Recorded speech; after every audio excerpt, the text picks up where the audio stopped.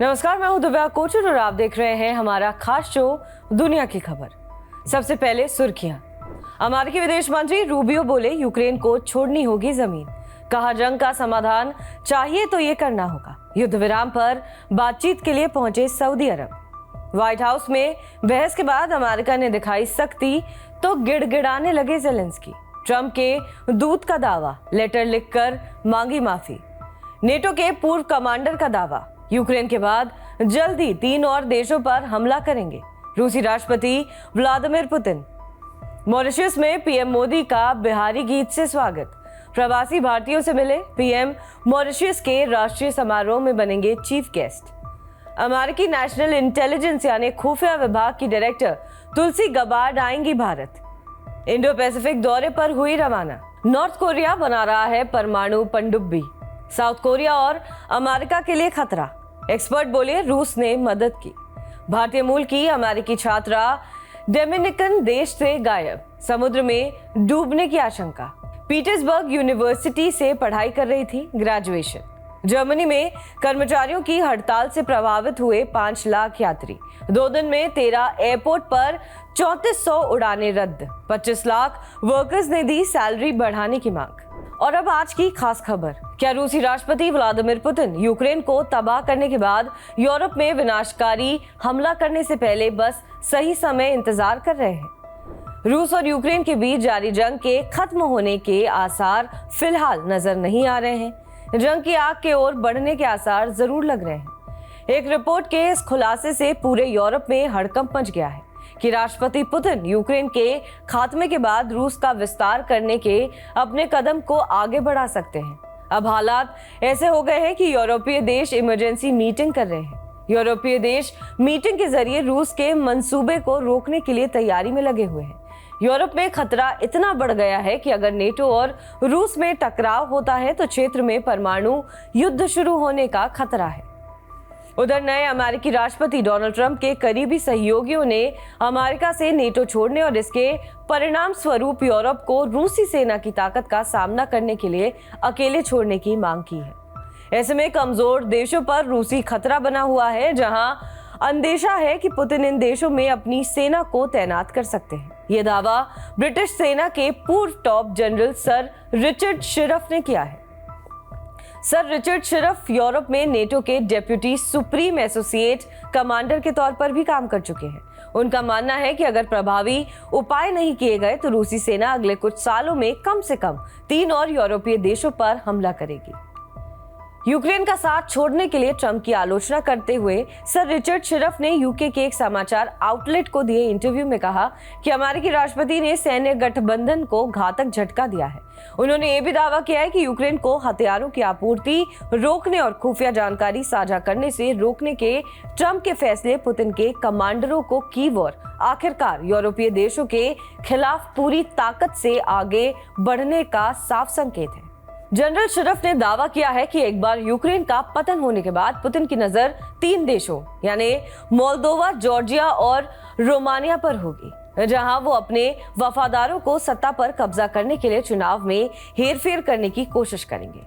चूंकि अब यूरोप की मदद के लिए ट्रंप प्रशासन के आगे आने की उम्मीद नहीं है, इसलिए उन्होंने कहा है कि ब्रिटेन और बाकी पश्चिमी देशों के लिए समय समाप्त होता जा रहा है, जिन्हें यूक्रेनी सेना के लिए एडवांस हथियारों की एक मजबूत सप्लाई लाइन बनानी चाहिए और नेटो की सुरक्षा को भी बढ़ाना चाहिए। उन्होंने दावा किया है कि इस तरह के कदम से पुतिन को ये साफ संकेत मिलेगा कि अगर वो बाल्टिक में अपनी सेना भेजने की सोच रहे हैं तो इस पर एकजुट यूरोप उन्हें भरपूर जवाब देगा। जनरल शिरफ ने जोर देकर कहा कि इससे बचने और इसे होने से रोकने का तरीका सबसे खराब हालत के लिए तैयार रहना है और साथ ही पुतिन को ये 100% साफ कर देना है कि अगर वो बाल्टिक राज्यों में कुछ भी करने की कोशिश करते हैं तो उन्हें उनका मुंह तोड़ जवाब मिल सकता है।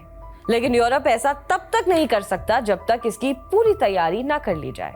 उन्होंने डोनाल्ड ट्रंप पर निशाना साधते हुए ये चेतावनी भी दी है कि अगर अमेरिका द्वारा प्रायोजित सौदा होता है तो यूक्रेन रूस के हाथों में चला जाएगा।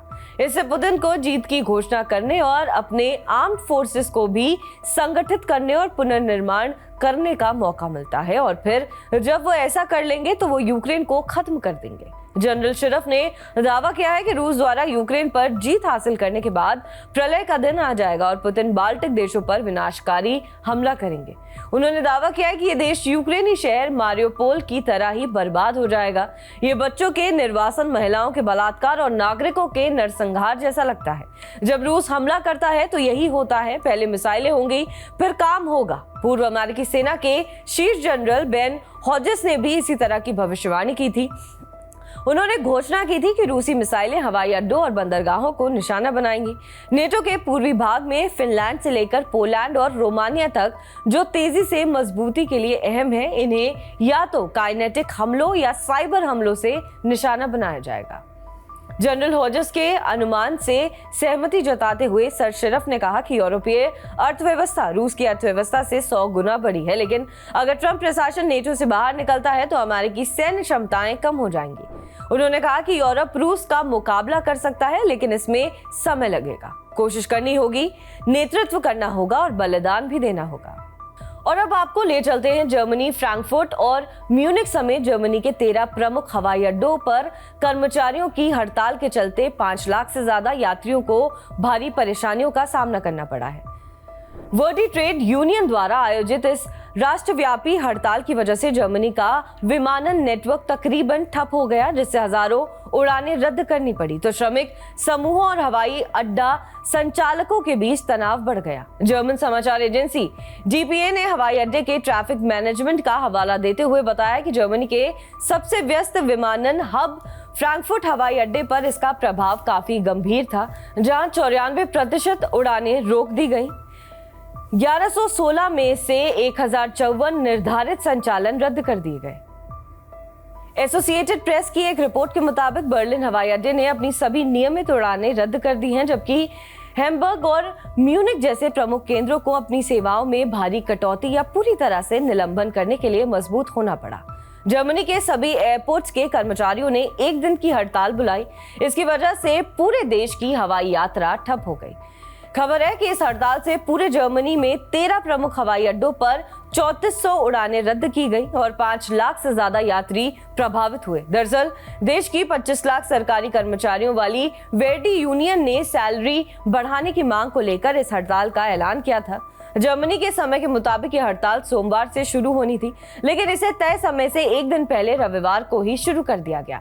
इस हड़ताल में पब्लिक डिपार्टमेंट के वर्कर्स, ग्राउंड स्टाफ और सिक्योरिटी गार्ड शामिल हुए, जिससे ज्यादातर जर्मन एयरपोर्ट पर विमानों की आवाजाही थम गई और 40,000 यात्रियों को दिक्कत का सामना करना पड़ा।